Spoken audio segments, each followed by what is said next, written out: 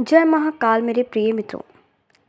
कांवड़ यात्रा क्या है और इसके नियम क्या है, जानते हैं कांवड़ यात्रा के बारे में। कांवड़ यात्रा सावन मास के साथ शुरू हो जाती है। पुराणों में बताया गया है कि कांवड़ यात्रा के करने से सभी पाप नष्ट हो जाते हैं और शिवलोक की प्राप्ति होती है। कांवड़ यात्रा करते समय कई तरह के नियमों का ध्यान रखा जाता है। इन नियमों को पालन करते हुए कांवड़ यात्रा पूरी मानी जाती है। आइए जानते हैं इसके नियम। सावन की शुरुआत के साथ ही कांवड़ यात्रा भी शुरू हो जाती है। सावन के साथ ही कांवड़ यात्रा को लेकर शिव भक्तों में काफी उत्साह देखने को मिलता है। हर साल लाखों की संख्या में कांवड़िया हरिद्वार आते हैं और गंगा जल लेकर जाकर अपने अपने क्षेत्र के शिवालयों पर जाकर शिवलिंग का जलाभिषेक करते हैं। शास्त्रों में कांवड़ यात्रा को लेकर कई महत्वपूर्ण जानकारी दी गई है और यात्रा के दौरान कई तरह के नियमों का पालन करना आवश्यक बताया गया है। कांवड़ यात्रा के नियमों को लेकर किसी भी तरह की ढील नहीं दी गई है और अगर इनको तोड़ा जाता है कि भगवान शिव नाराज भी हो सकते हैं। आइए जानते हैं कांवड़ यात्रा के महत्व और उनके नियम के बारे में और कांवड़ यात्रा कितने प्रकार की होती है। कांवड़ यात्रा का महत्व। पुराणों में बताया गया है कि कांवड़ यात्रा देवों के देव महादेव को प्रसन्न करने का सबसे आसान तरीका होता है। भगवान शिव के भक्त बांस की लकड़ी पर दोनों ओर टिकी हुई टोकरियों के साथ गंगा के तट पर पहुंचते हैं और टोकरियों में गंगा जल भरकर लौट जाते हैं। कांवड़ को अपने कंधों पर रखकर लगातार यात्रा करते हैं और अपने क्षेत्र के शिवालयों में जाकर जलाभिषेक करते हैं। मान्यता है कि ऐसा करने से व्यक्ति को मोक्ष की प्राप्ति होती है और जीवन में कभी भी कोई कष्ट नहीं आता है। साथ ही घर में धन धान्य की कभी कोई कमी नहीं होती है और अश्वमेध यज्ञ सम्मान का फल मिलता है। अब जानते हैं कांवड़ यात्रा के प्रमुख नियम। कांवड़ यात्रा के दौरान किसी भी तरह का नशा, मांस, मदिरा या तामसिक भोजन नहीं करना चाहिए। कांवड़ यात्रा पूरी तरह पैदल की जाती है। यात्रा प्रारंभ होने से लेकर पूर्ण होने तक का सफर पैदल ही किया जाता है। यात्रा में वाहन का प्रयोग नहीं किया जाता।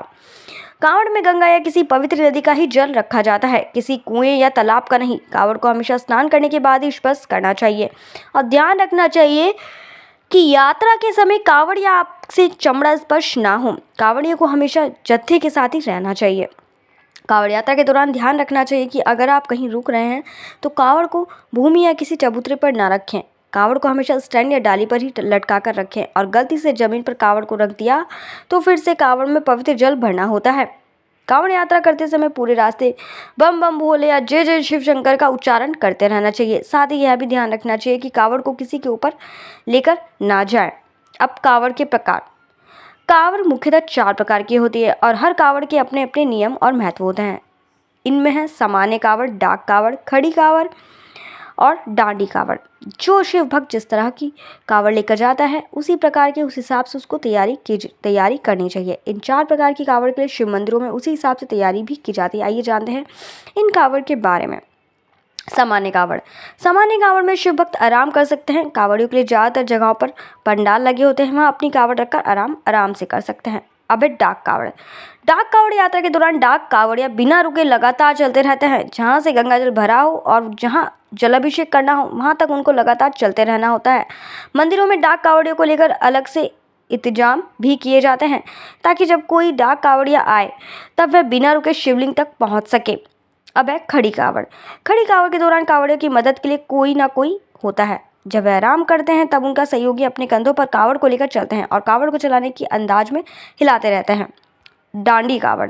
डांडी कांवड़ सबसे मुश्किल होती है और यात्रा को करने में कम से कम 1 महीने का समय लगता है। डांडी कांवड़ के लिए कांवड़िए गंगा तट से लेकर शिवधाम तक डंडोती देते हुए परिक्रमा करते हैं। लेट लेट कर यात्रा को पूरी करते हैं। जय महाकाल मेरे प्यारे मित्रों। अगर आपको मेरी वीडियो अच्छी लगी हो, मेरी जानकारी अच्छी लगती है तो मेरे चैनल को लाइक सब्सक्राइब करना बिल्कुल ना भूलें। जय महाकाल मेरे प्यारे मित्रों। कमेंट बॉक्स में जय महाकाल जरूर लिखते हैं।